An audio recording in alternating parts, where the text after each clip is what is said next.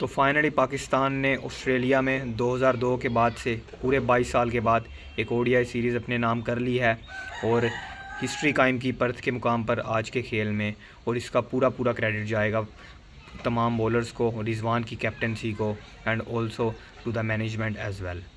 तो अगर हम बात करें पाकिस्तान क्रिकेट की, तो पिछला 1-1.5 माह पाकिस्तान क्रिकेट के लिए बहुत अच्छा रहा है। आई मीन इन शॉर्ट अगर आप बात करो, जब से आकिब जावेद कोच बने हैं, वो फर्स्ट टेस्ट के बाद से उन्होंने जो टीम सिलेक्ट की थी, चाहे वो साजिद खान, नुमान अली का टीम में इंक्लूजन हो, फिर वो पिचेस का पूरी तरह से रीवैम्प होना हो, और फिर ऑस्ट्रेलिया में मोहम्मद रिजवान को कैप्टन बनाना हो, जो कि मोस्टली एक्सपेक्टेड भी था। फिर वो टीम को जिस तरह से चुना गया, वहाँ पर भी क्रिटिसिज्म था कि हारिस रऊफ़ को क्यों वहाँ पर लेकर गए, जिस तरह की उनकी परफॉर्मेंस रही थी नेशनल कप में। लेकिन वो अगेंस्ट ऑल दी ऑड्स वो प्लेयर ऑफ द सीरीज़ साबित हुए। तो बहुत ही चीज़ें साबित हुई हैं इस सीरीज़ में। तो अगर हम बात करें, आई थिंक इसमें सबसे बड़ा रोल जो रहा है पाकिस्तान की जीत का, हिस्टोरिक जीत का, वो सबसे बड़ा रोल है आई थिंक मोहम्मद रिजवान का एज ए कैप्टन।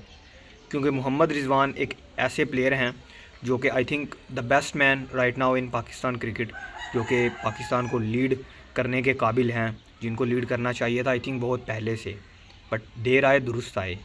सबसे पहली बात तो ये। और उस ब्रिलियंस के साथ साथ आई थिंक फेट का भी थोड़ा सा एलिमेंट है, लकी भी कैप्टन बहुत ज़्यादा हैं वो। क्योंकि आप देखो, अगर पाकिस्तान की बहुत बहुत अच्छी टीम्स भी रही हैं इंज़माम उल हक़ के दौर में, फिर वो शाहिद अफरीदी जब हुआ करते थे, उनके दौर में भी ऐसा नहीं था कि टीम्स अच्छी ना गई हों ऑस्ट्रेलिया में, बट फिर भी अनफॉर्चुनेटली पाकिस्तान सीरीज़ नहीं जीत पा रहा था। अब अगर हम इन कंपैरिजन बात करें, तो न्यू लुक पाकिस्तान साइड थी। आई थिंक बहुत से ज़्यादा प्लेयर्स ऐसे थे जिनका डेब्यू हो रहा था, like Kamran Ghulam, Irfan Khan Niazi, Saim Ayub, Abdullah Shafique did not have too much experience in ODI cricket. Then अगर हम बॉलिंग में भी बात कर लें, मोहम्मद हसनैन थे, हारिस रऊफ़ मेंटली स्ट्रॉन्ग नहीं थे पूरी तरह से, क्योंकि उनके साथ भी चीज़ें ठीक से नहीं चल रही थी। दैन शाहीन शाह अफरीदी, नसीम शाह, ड्रॉप किया गया था उनको टेस्ट क्रिकेट से, लेकिन फिर से जिस तरह से उन्होंने कम बैक किया आकर, तो आई थिंक बहुत ज़्यादा चीज़ें हो रही थी इसी ड्यूरेशन में। मगर जिस तरह से एमसीजी की लॉस के बाद पाकिस्तान ने कम बैक किया, वहाँ पर मैं कहूँगा कि पूरी तारीफ़ जाएगी कैप्टन को भी, और यह एक्चुअली टीम वर्क था। बॉलिंग में अगर हम बात करें तो Haris Rauf was actually the stand out performer, but उनके साथ शाहीन, नसीम, इवन दैन हसनैन, सभी ने बहुत अच्छी बॉलिंग की। तो पॉजिटिव्स बहुत ज़्यादा पाकिस्तान के लिए रहे हैं इन शॉर्ट इस सीरीज़ में। बॉलिंग में बात करें तो ऑब्वियसली बॉलिंग सबसे बड़ी रीज़न रही है इस सीरीज़ को जीतने की पाकिस्तान की तरफ से। दैन बैटिंग में बात करें तो बाबर बहुत अच्छे फ्लो में नज़र आ रहे थे, Rizwan looked in form, then Saim Ayub और अब्दुल्ला शफीक, जो कि पहले इनिंग्स में, पहले मैच में एमसीजी पर ठीक से नहीं, उनके ग्लिम्सेस हमें नज़र आ रहे थे। They were not looking the comfortable against Australian bowlers, but उसके बाद बैक टू बैक 2 मैचेस में बहुत अच्छी बैटिंग का मुजाहरा किया उन्होंने।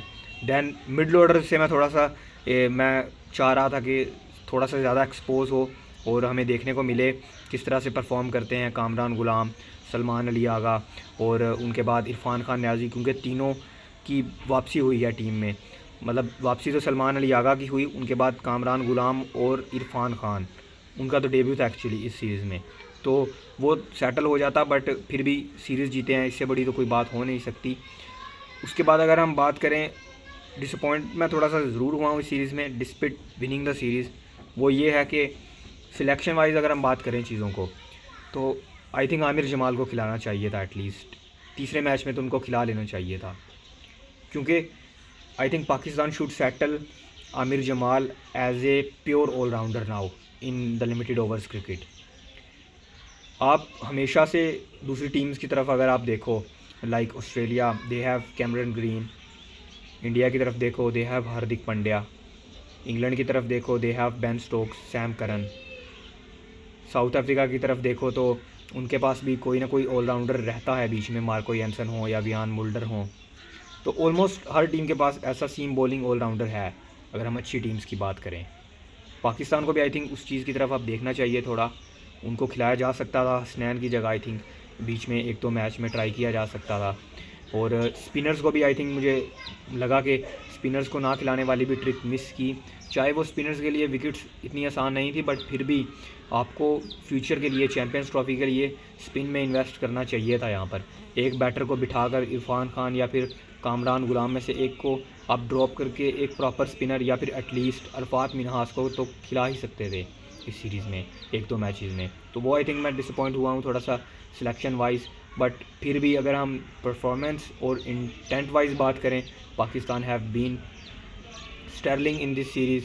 और हम उम्मीद कर सकते हैं कि इससे, जैसा कि पीछे इंग्लैंड के ख़िलाफ़ 2-1 से सीरीज़ पाकिस्तान ने जीती, अब ऑस्ट्रेलिया को ऑस्ट्रेलिया में जाकर हराया है।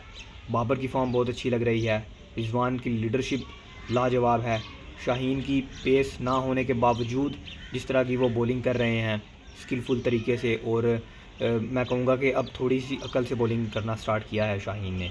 Naseem was also bowling well, but उनके साथ थोड़ा सा वो लक का भी एलिमेंट रहता है, विकेट्स उनको ज़्यादा नहीं मिल पाते। Haris Rauf, look the vintage Haris Rauf, कमाल की बॉलिंग थी उनकी तरफ से। तो it was all about team effort.